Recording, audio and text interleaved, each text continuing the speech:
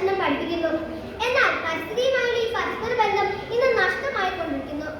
മനുഷ്യന് ആവശ്യമുള്ളതെല്ലാം ഭൂമിയിലുണ്ട്, എന്നാൽ അവന്റെ അത്യാഗ്രഹത്തിനുള്ള വക മാത്രമില്ല.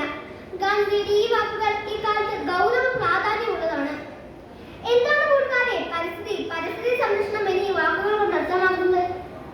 നാം അധിവസിക്കുന്ന ഭൂമിശാസ്ത്രപരമായി സവിശേഷമായി പ്രത്യേകതകളുള്ള സ്ഥലങ്ങളെയും അതിന്റെ നിലനിൽപ്പിനെയും ചേർത്താണ് നാം പരിസ്ഥിതി എന്ന് പറയുക.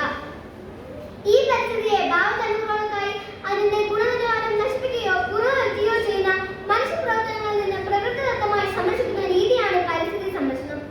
പരിസ്ഥിതിയുടെ മേലുള്ള മനുഷ്യസമ്മർദ്ദം ക്രമാതീതമായി വർദ്ധിച്ചതിനാൽ പരിസ്ഥിതി സംരക്ഷണം സമീപകാലത്ത് ഒരു വ്യാപക പ്രശ്നമായി മാറിയിരിക്കുന്നു.